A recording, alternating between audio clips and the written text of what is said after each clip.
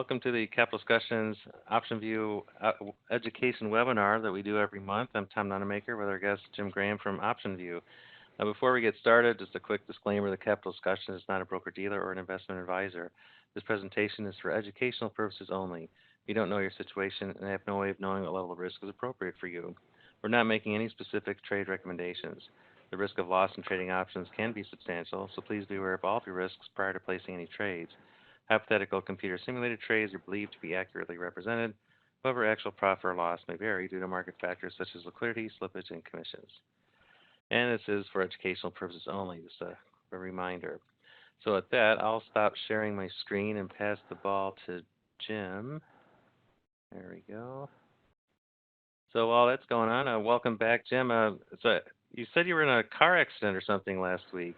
No, I had an accident. I was an accident. Okay. visiting my brother. I actually just passed out, collapsed on the street when I was with him, waiting for a cab. Oh, and no! Everything so okay now, or? What happened is basically just hit the ground, the cement. Ouch! So it did not look good, and No. hurt my neck. But no, I'm fine now, getting better. Okay, good. Glad you're on the mend. Let's see. I should start up something. I have. I assume you can see my screen here. I can. Okay, so today I was just going to do an overview of OptionVue 8. I think a lot of your clients have already started seeing OptionVue 8, getting familiar with it. The main thing with it, I was revamping the menus and giving it a little sleeker look. I think it's easier to use, easier to find things. We spent a lot of time developing it. I think it looks better too.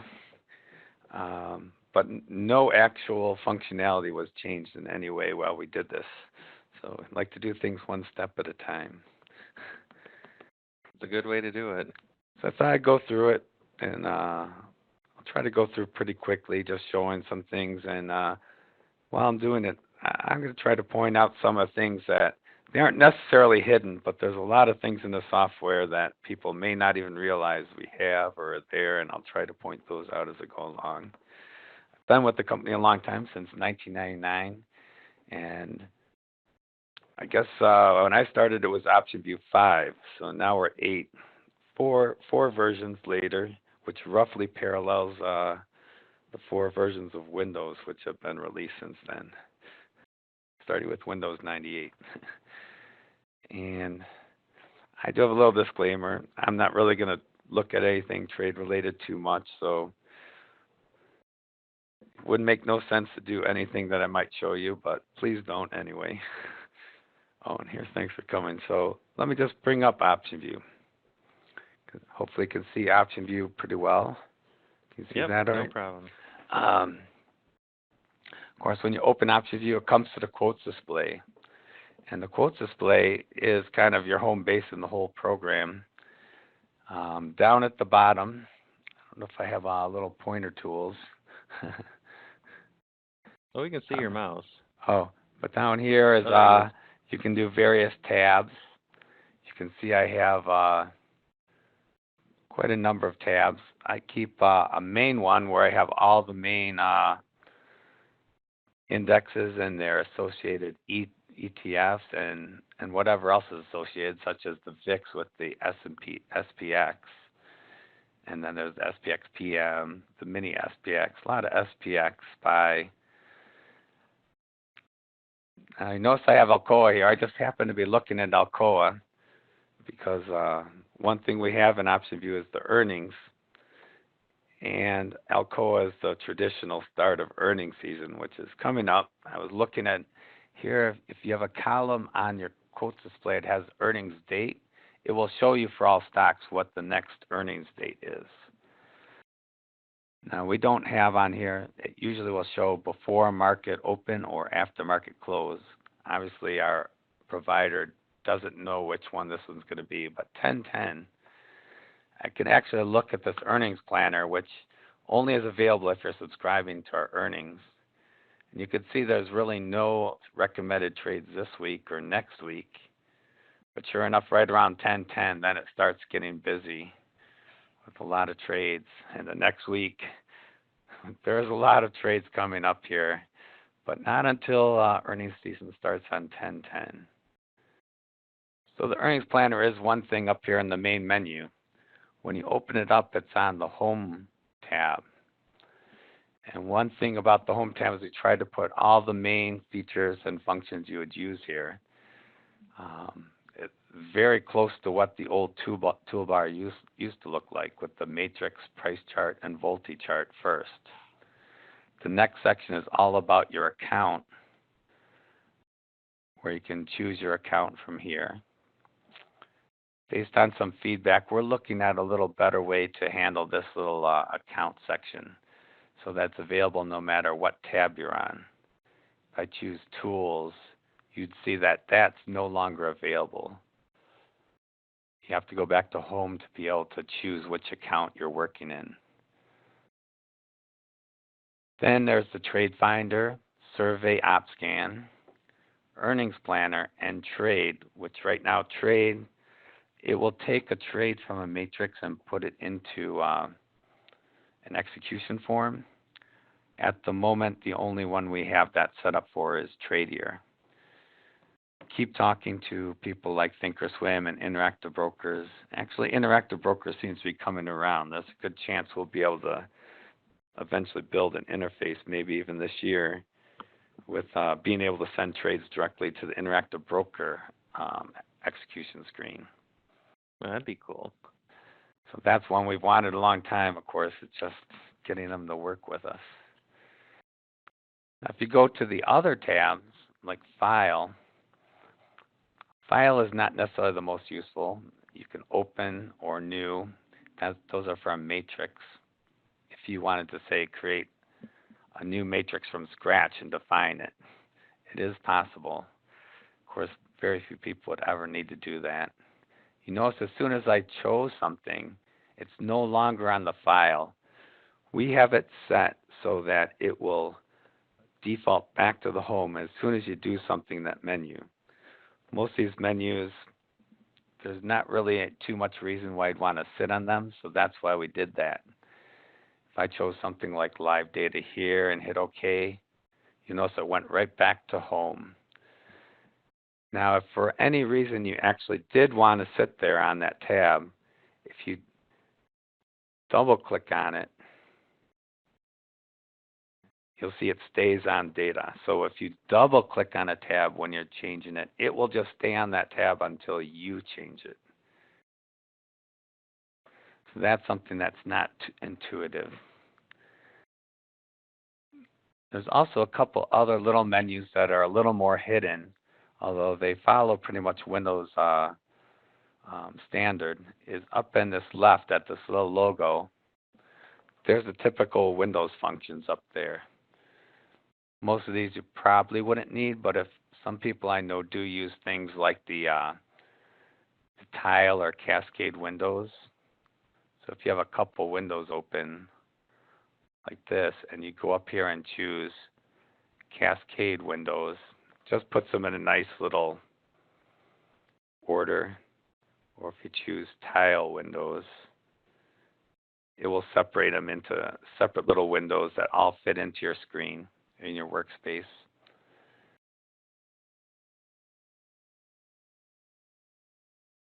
There's also one other choice here that you may find, The one above that. Yeah, the one above it, sorry. This hide and show ribbon menu. You can actually hide this ribbon menu to make more room. Sometimes you need just that extra room, especially if you're taking a screenshot or something. Or if you were to accidentally hide it somehow by hitting it, that's how you get it back, is this hide and show ribbon menu. There's a little more important one over here, right in the upper left of the quotes display, which is, if you highlight it, you'll get the menu hover hint. Here's where you can find a symbol. You can look through the quotes display. These are all quotes display related. The insert row, delete row, insert column, delete column. Most people won't need those, but if you happen to be running OptionVue on a Mac with the emulator, the problem is that the insert and delete keys on your keyboard do not work, which is why we have these here. And also paste in symbols. Paste in symbols comes in handy sometimes if you have a whole list somewhere else in a spreadsheet or even a website and you just highlight them all and copy them. Then you come in here, choose where on the quote display you want to put it, and just hit paste symbols. They'll all go right there. I don't have anything on my clipboard right now. And the final choice is export data. This also a lot of people like to use because it's going to export your whole quotes display. It basically brings up the print dialog, but it's already checked to print the file. And you hit OK. And it's going to ask you where you want to save it and what you want to call it. Just call it quotes or something. And it will save it as a CSV file. All this information, your symbols, the name, everything that you have displayed here on the quotes display is going to be saved to that file. And you can open it then in Excel. Next to it is print and save. Save is mostly because if you've made a lot of changes to your program, when you close the program, it's going to save your quotes display. But if you made a lot of changes, you might want to just click up here and hit save just to make sure all those changes have been saved before you close out or while you're working on it, that you don't lose your work.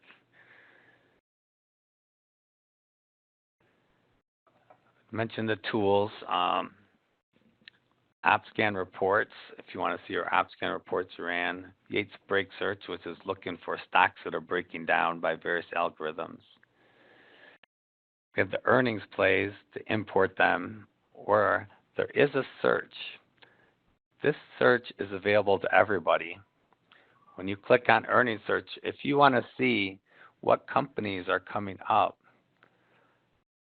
that have earnings announcements, you can go up to 5 business days. And then you can start selecting them by different things, such as select only the ones that are optioned, have options on them. You can exclude stocks below a certain price, like $5. And the most important thing is you can also exclude stocks with a DVO less than, and DVO stands for dollar volume of options. In this case, I have 50, which is equivalent of 50,000 traded on average each day. And that's how you can make sure that you get the most liquid stocks. 50 is probably about the lowest you probably want to go because there's just not that much to trade. Usually the spreads are really bad if they're less than that. But you can, if you want just the most liquid, you go up to 250 or even 500,000 a day. And you'll see there's still then there really be companies you're really familiar with: Accenture, Costco, Nike, Pepsi. And so you can see out of all these which ones are highlighted. If I come down into the quotes display, I could just create like a new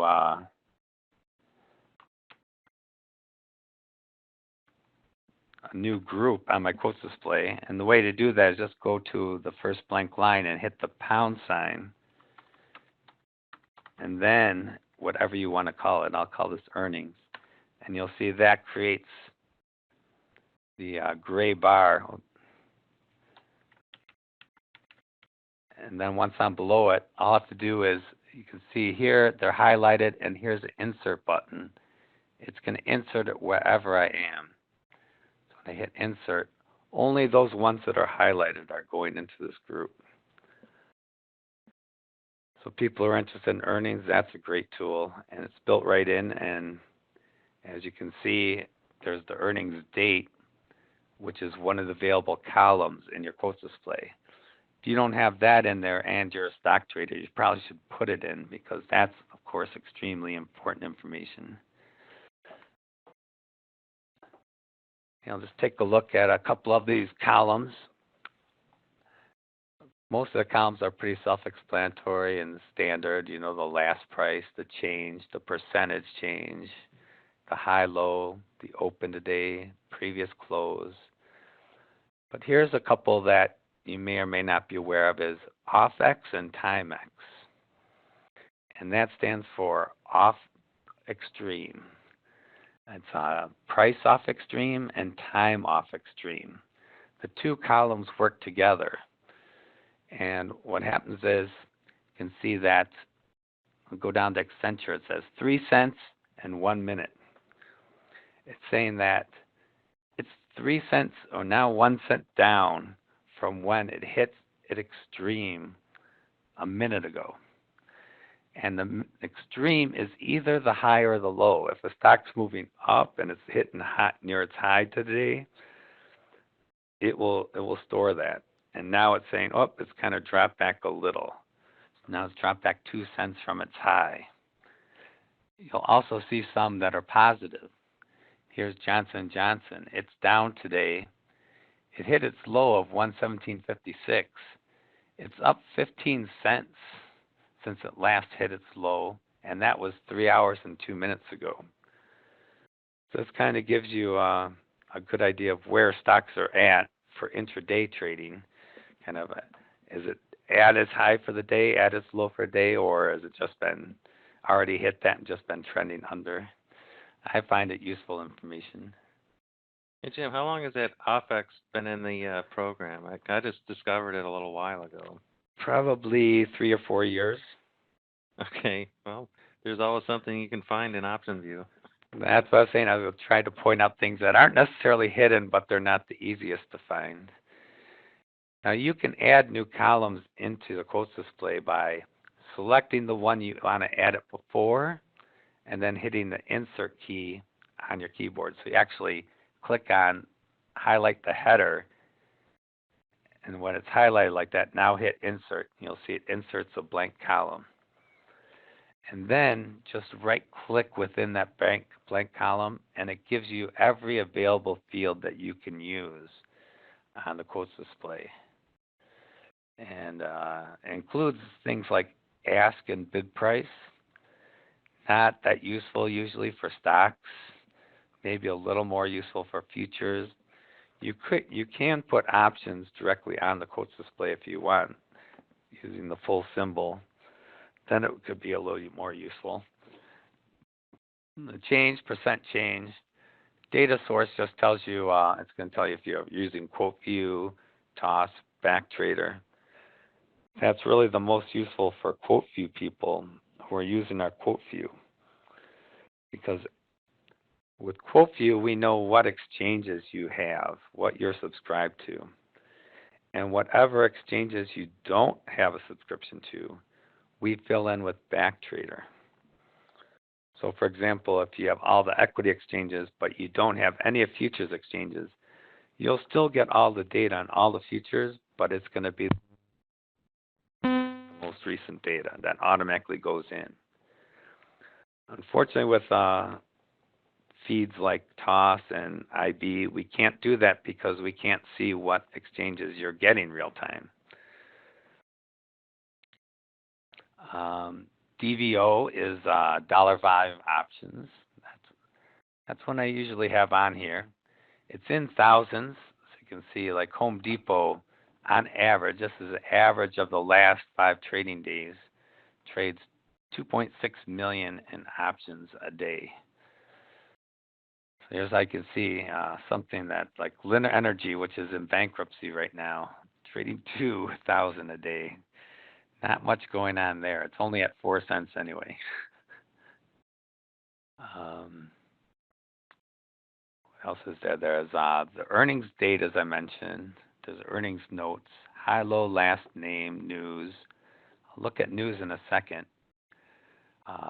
Notes, which I have a notes column here. You can right-click in there and type whatever little notes you want that you're tracking on a stock or index or something. Open interest, again, mostly only useful for futures.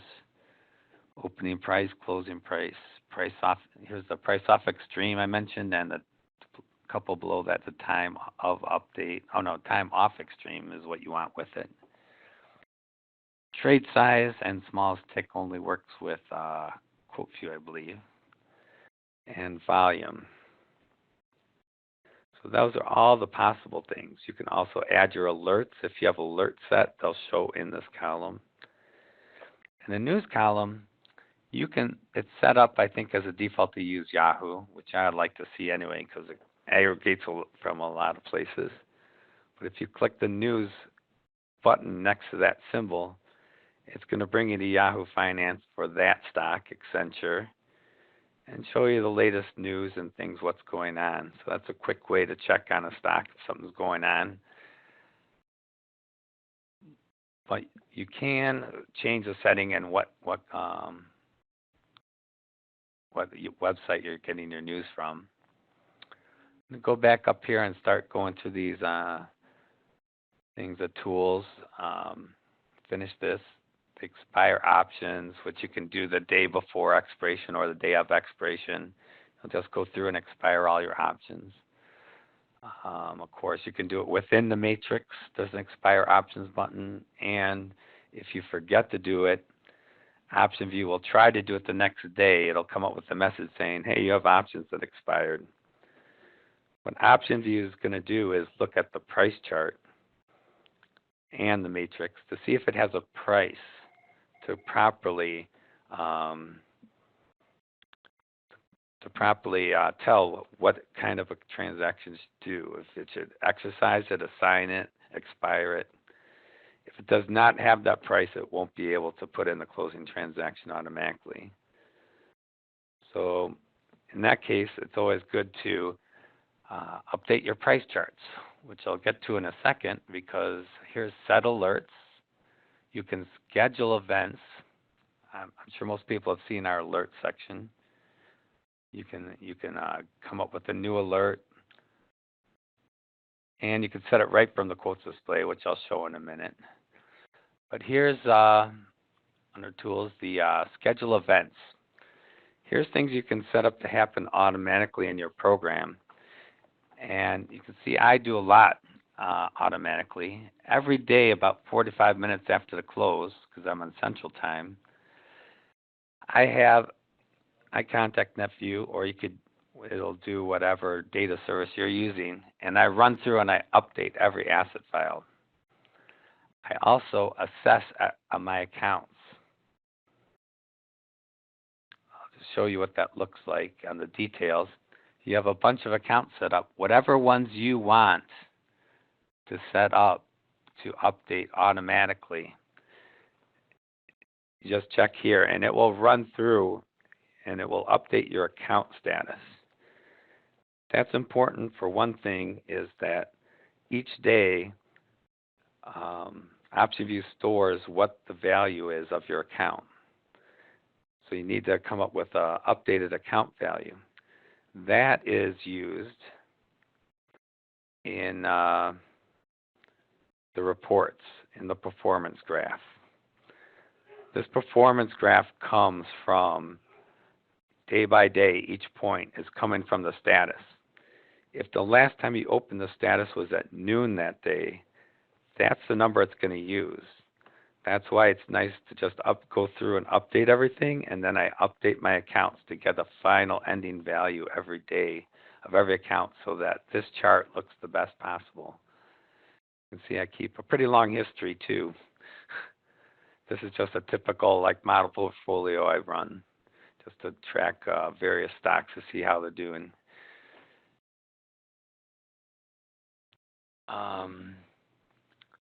Besides contacting for asset files updates, I also, at 17:30, which is 5:30 Central Time, I have it update all my price chart files. It's not necessarily needed every time you open a price chart. It will open, but I just like to keep everything up to date. And it's around 5 o'clock in the evening that we actually write the new price chart files for that day. You can also set it up to run certain app scans every day, which I like to do. Things like looking for unusual call activity, and then I have a chance to go look at it, see what if I didn't have a chance to run it that day. I always run it at least once a day. And then another very important thing is every trading day at 17:30, I back up my key files. And if I looked at the properties of that in the details, there's actually two different backup folders I have set up. Now, I have it set up just to back up everything, and this is every important file in the program. It's all your asset files I'm doing, all your price history files, all OpScan, all records, and it's copying all the key files in OptionVue, like your quotes display, things like that, all your settings, configurations. So if something were happening, you could restore your whole program like normal.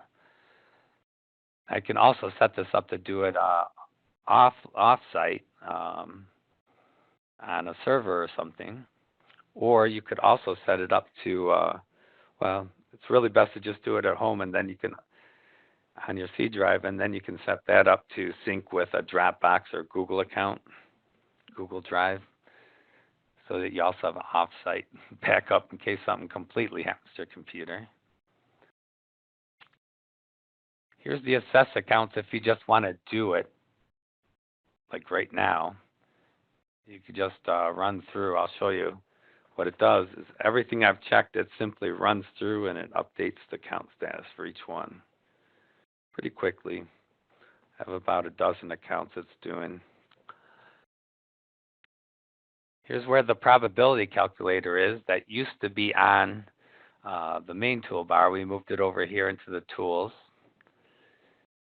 It's all blank. If I were to have a matrix open when I open the probability calculator, it would automatically bring in the current price, future volatility. So if I looked at like 10 days, it's going to show you the 1, 2, 3, and standard deviations up and down. And then the final thing is just an event log. This kind of tells you what your program's been doing, files it's downloaded. So it's mostly used for troubleshooting. It shows I just assessed my accounts. Also, if you have alerts, you can have your alert messages show up in here. If I go on to the next menu item, I'll also mention on the quotes display, just to the, if you right-click just to the right of any symbol, it brings up a small menu too, where you can open the matrix, open a price chart. Here's where you can set an alert. This is where I typically set an alert from rather than going up to this set alert up here. News, you could click right here to get the news instead of adding it as a little link to your quotes display. If you want to view the properties, which just is the background properties of a stock, you can do that. And then you can delete the asset file and you can delete the price chart file, all from this little menu just by right-clicking here. Go to data. Live data is where you set up which data source you're using. Com settings is where your login is. Backtrader is here, and of course you can see if you're thinking of Backtrader and going back in time and look at things, I don't know what the best icon to choose would be, but I was trying to come up with something descriptive. So for me, when I think of going back in time, it's Doctor Who, so you can see it's a little blue police box. And if you click on it, the Backtrader window pops up here, and here's where you'd use Backtrader. Now the default is to actually show Backtrader on the main menu all the time, but you have the choice in the preferences to not show it. Depends how often you use Backtrader. If you want to keep it there all the time or just prefer not to see it most of the time. I usually keep it off. Here's where you can also do the backup key files just straight out. And here's where those batch updates, like all the asset files, price chart files, run op scans. And here also is where you can collect Backtrader data. So for instance, if you want to collect the last year of the Russell RUT data, you could do it here. End of day or half-hour intervals. Takes quite a while to do that, so that's the kind of thing you probably want to run overnight. I'll quickly jump to the last one because it's taking a long time here, but help, because I want to get into settings a little more than the other. Under help, there's a lot of course, helpful things. These help docs, if you click on that, this is our online help system. So you can see here's our user guide. Pretty much goes through the whole program. You can see the parts I'm talking about right now is this new ribbon menu. Talks about all things I'm talking about.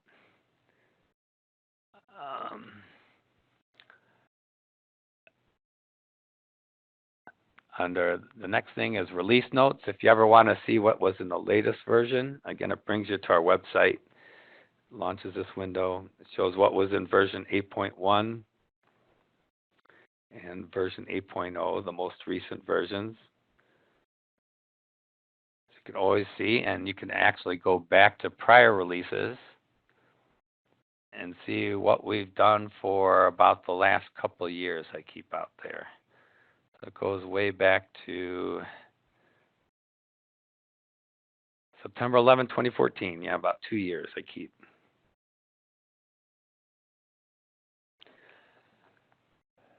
You can check for an upgrade, see if you have the most recent version, and I am. Tutorial videos takes you to our website where the introductory tutorials on each of the different sections of the program are. Management Center is where you would go to, again, on our website. You log in. Here you could download the programs and install it from scratch, the latest version. Here you'd also manage and do things like sign agreements for your real-time exchanges.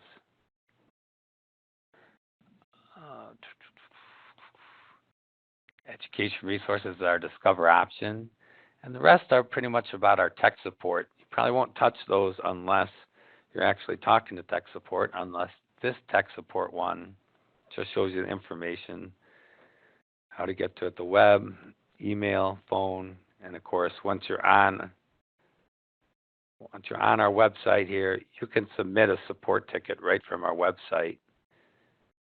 Takes you to our online help system, and you can open a new ticket and tell us what the problem is. You can attach files and things. So that's an easy way to report problems you have, or just give us a call. And the other things are all diagnostic or remote support that the tech would use to help you troubleshoot problems. Let's get into the settings. And the very first one is, I think the most important, is the preferences for your whole program. This used to be under File Preferences in OptionVue 7. But you notice the very first one is Backtrader. You can choose to store to temporary assets or your existing assets. And then here's where you would check to say, have Backtrader panel in the view all the time up here, or not. For batch updates, you may have opened a lot of other assets in the past that are no longer on your quotes display. You can keep updating all those files even though they're not on your quotes display, or you could just do the files that are represented in the quotes display. You can change some of the colors of the matrix and graphic analysis and the quotes display.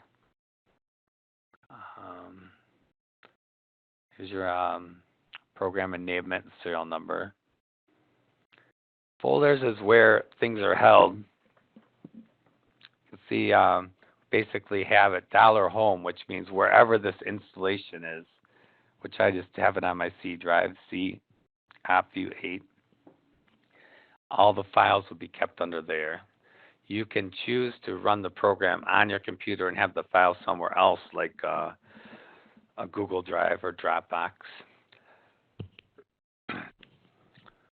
For fonts, you'd have to look at the difference in thing. There's original and crispy. It's being funny, but that's what that looks like. The crispy. I much prefer the original myself. Much bolder. And what size font? I definitely go with the larger font myself. Guess I'm getting older.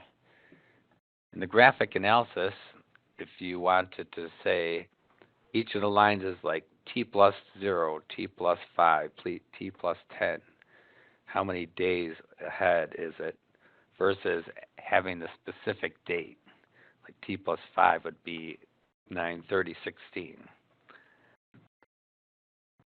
And the default is to have the graphic analysis highlight the t plus 0 line to start, today's line.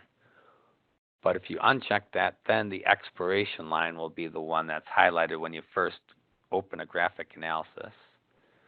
Whether you want to show the gram dot, if you want to allow the t plus 0 line to snap to the gram dot, force the current, in the current market price, the t plus 0 line to go up to the gram dot, and persist the line snap to gram dot, meaning always stick there. And then if you're doing the side-by-side analysis, the auto refresh by default is 5 seconds. I don't have the auto refresh on. And there's a detailed analysis if you have the market maker tools, regular style or market maker style. The matrix, if you want the legend on by default, shading on by default. In the headers of each month for the options, do you want it to show just the number of days remaining, just the expiration dates, or both? I like both. Now the models, OptionVue has a model where when we know earnings is coming up, it is going to model the ramp up in volatility going up to the earnings announcement, and then the vol crush that happens after the announcement occurs. So that's something that's unique to OptionVue. I think it's extremely valuable. But if you wanted it to ignore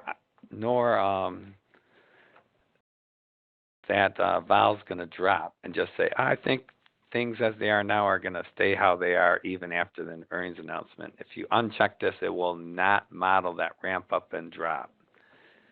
It'll just treat it like OptionVue used to do a decade ago when we weren't even taking earnings into account. Here in the news is where you can change it to a different website for where you get your news. The easiest thing to do is, if you're going to do that, is go to a website like Bloomberg, and then just choose, look for a stock like Apple. Why not find Apple? I'll choose Alcoa. So it brings me here to Alcoa. And you have to look at this URL, bloomberg.com/quote/ and it's AAUS. So you would need to come back into here, copy that in, but where this whole section is, Q $S equals symbol, you would substitute that for where the symbol is, right there. But other than that, you'd use the URL exactly like it is. Then, as you're clicking on various symbols in OptionVue, it's going to insert that symbol in that section and come here. So you can see, I just manually typed Apple where AA used to be. You see it takes you to the Apple site. So almost all the news sites will work that way. The portfolio manager, what was the first report to open? Let's see if there's anything important here. There's an automatic background update feature for account status. If you convert option trade, it will automatically convert what the current IV of that option is as a note in your T-log.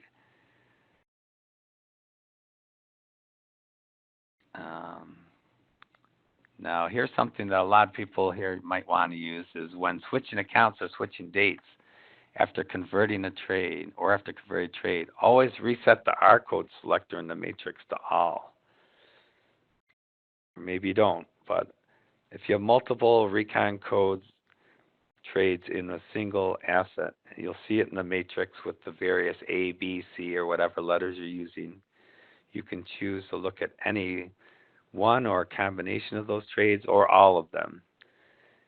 If when you're doing something like switching accounts or switching dates or for a trade, it will reset that to always showing all of them. Here's if you want to refresh your price charts, there's you can have things like always have it be candlesticks, always show the earnings markers. You can have overlaid and lower indicators always on by default, daily multi-lines.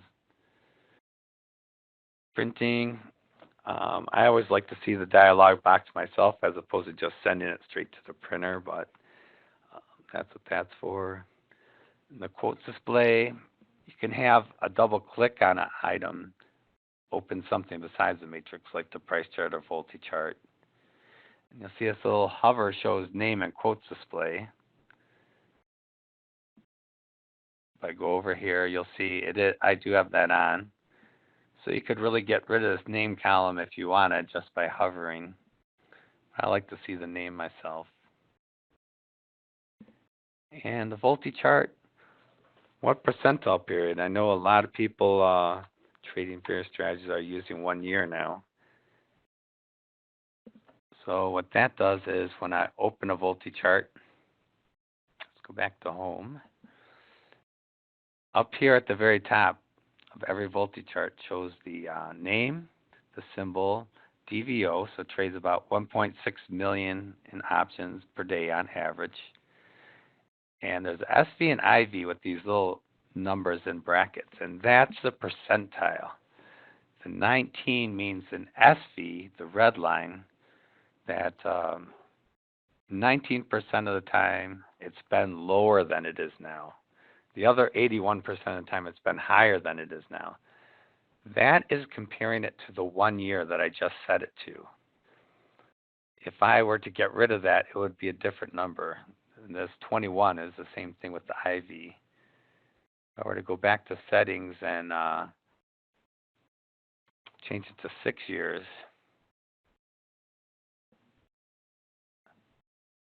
what was I on? Johnson & Johnson, I thought. Now it's 16 and 19. Not a huge difference because it's pretty low right now, but so that will affect that, and a lot of people use where it's at in 1 year to help make trade decisions. Let's see, I'm at about 50 minutes here, and I've gone through all the menus. What are a couple of things that people may not be that aware of? Maybe I should check and see if there's any questions or anything here that I missed. Yeah, John Porter had a question. He said, in update all files at the end of the day, do you need to open Backtrader first? You do not.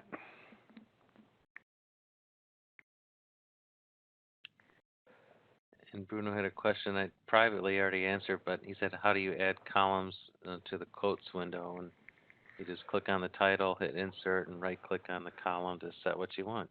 Right. Well, a lot of the trickier things, I guess, would be in the matrix itself. If you had a trade in something like Starbucks, I'll just put in a random trade, and you analyze it. You can see what it looks like. But a lot of people like to use a side-by-side analysis. We moved it over from a tiny little icon here to one of the main ones. And you'll see if you're not leaving enough room, I've basically taken up this whole workspace with my matrix.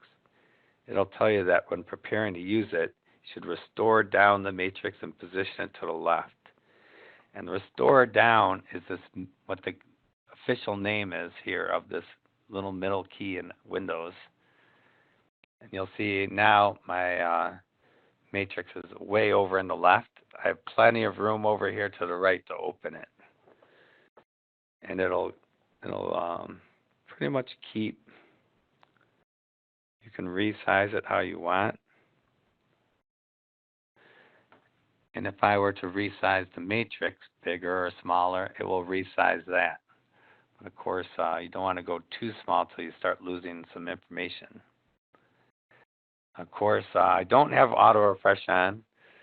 Some people might know why, because I'm afraid in the last version there is a small Windows sound that will occur about every 5 seconds every time it updates, which can be a little annoying. And there is no way that we could figure out through Windows to turn that off. We're going to have to do it in our next release, which probably will be around the end of the month. Well, that's coming up. Right. I always keep busy. We have the shading, of course, here.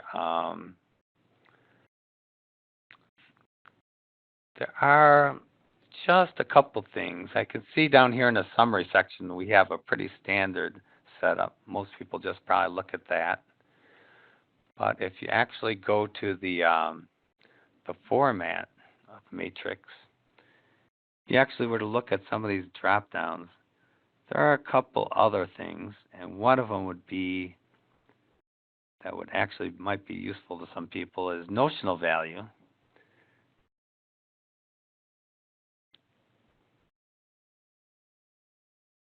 So here, notional value has to do with, out of an option position, basically what's the value of the stock that you're controlling with it.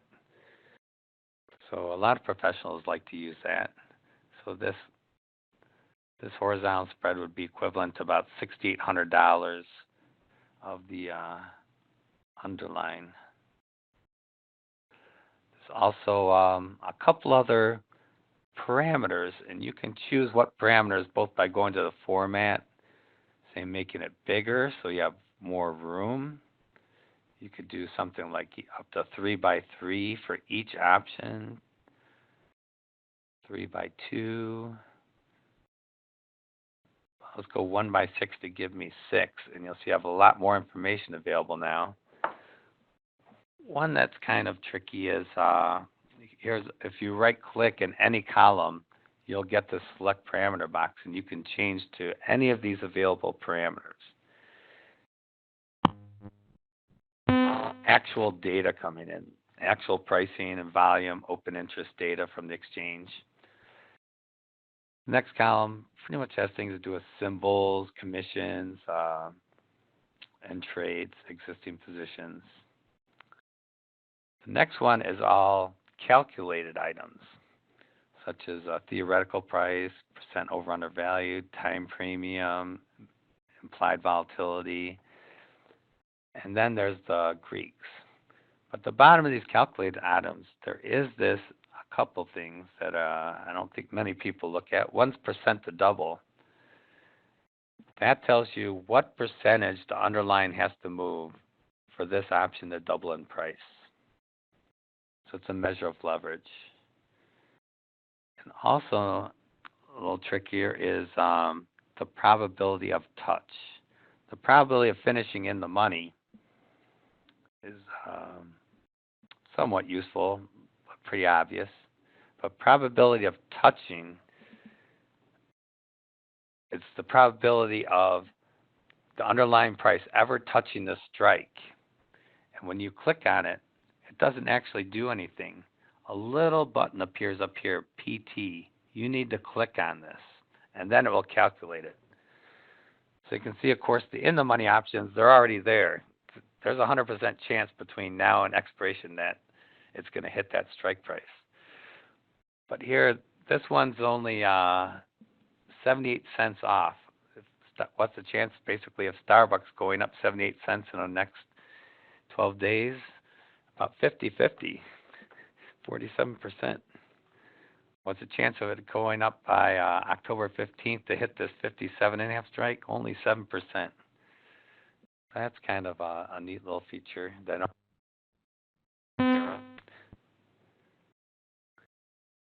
And it's 1:57, so I don't want to keep this any longer than an hour. I'll just show one last thing, which I really like, and it's a great portfolio tool, but I don't think it gets a lot of use. Is back to the home. If I look in account status, you can do it with any combination of equities, indexes, stocks, but not futures. Futures are not included in this.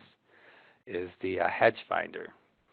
Hedge Finder lets you model what basically an analysis graph of your entire portfolio against any kind of beta delta base, which I've chosen the SPY as my best fit. You can see there's the Dow, the diamonds, which is the Dow, OEX, SPX, SPY, RUT, IWM, NDX, Qs. EFA is basically large European large cap stocks. IBB is the biotech index. SMH is semiconductors. TLT is the Lehman bonds. XAU is the gold silver index. See, it's next to it is a number. That's the R squared. How good a fit is that index for this portfolio? And my highest one is the SPY or SPX, because this is mostly just a group of large cap stocks. Now, there's a couple things you get from this beta delta base. One is you can see the beta as a column, and you can see what the beta of each of these stocks are, meaning how much does a stock really move with the index. Something like this DVY, which is the Dow Dividend Fund ETF, is not moving that much more. I think that's one of the lowest I see, except for Procter & Gamble. Procter & Gamble is not moving as much. Doesn't really tell you if that's good or bad. It's just not correlated. And once you have this, you can see they're all just a big group of large cap stocks. Click the Hedge Finder, and you can see based on what your change in yield or change in account value will be based on all these percentage changes in the underlying SPY. So first off, I should mention, in the status, there is a field called Portfolio Delta, and the Portfolio Delta of this portfolio is 2,969. That's telling you that all these stocks holdings, that's basically the equivalent of having 2,969 shares of the SPY. You can see the value is about 633,000. And you can see how much this and the line is where it's saying it will be. But there's also what they call tracking risk or deviation.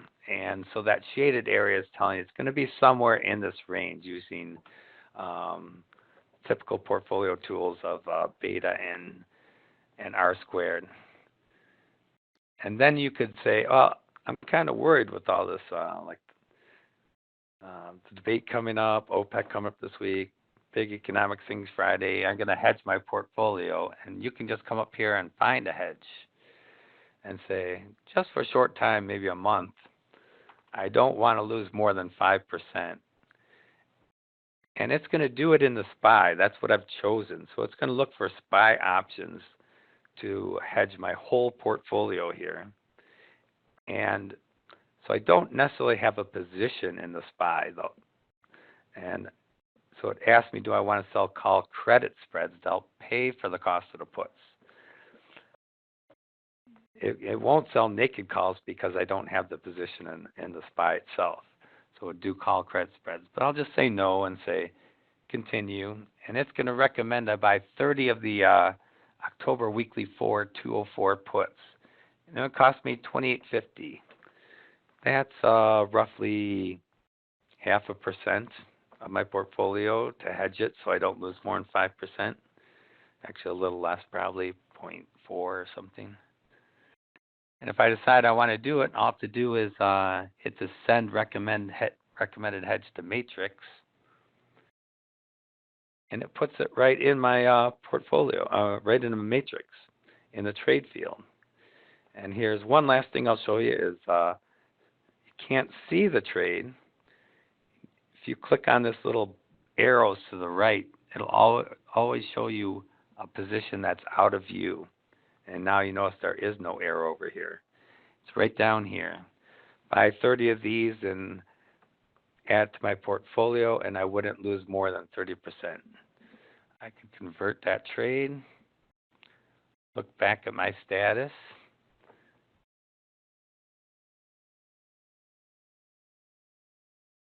Now I got it in here. Didn't really have the money to buy it, but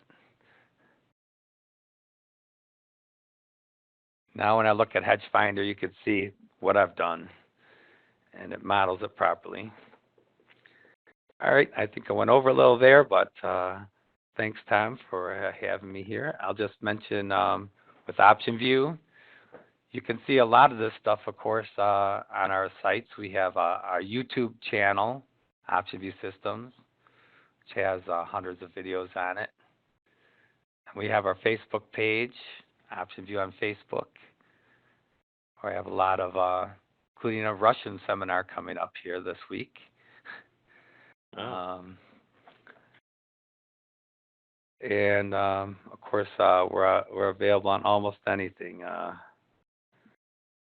Facebook, Jim, Twitter. I had a question. I heard that you guys were possibly going to have the Eurostox 50 and the DAX available in OptionVue. Is that true? That's a rumor I heard. Well, there are a couple of things that we've looked at, and especially being able to get it. Not necessarily. We've talked to our data source. They have no interest in getting it, so we'd have to get it from some separate area, or just looking at doing it for potentially getting it through, say, IB. All right. But so that's probably where we'd go first. Okay. Well, like you said, we're a little over an hour, and nice coverage of the new features and layouts in OptionVue 8. I did when I first started using it, I accidentally closed the quotes display and took a few minutes to figure out I had to right-click on that very upper left icon to get it back. But one of the little hidden things. But appreciate the walkthrough, Jim, and hope you're feeling better after that fall. Oh yeah, much better. All right, so that'll wrap it up. And Jim, thanks again, and we'll have another OptionVue expert on next month. So thanks everyone for attending, and we'll see you next time. Thanks, Jim. All right, thanks for having me. Bye bye.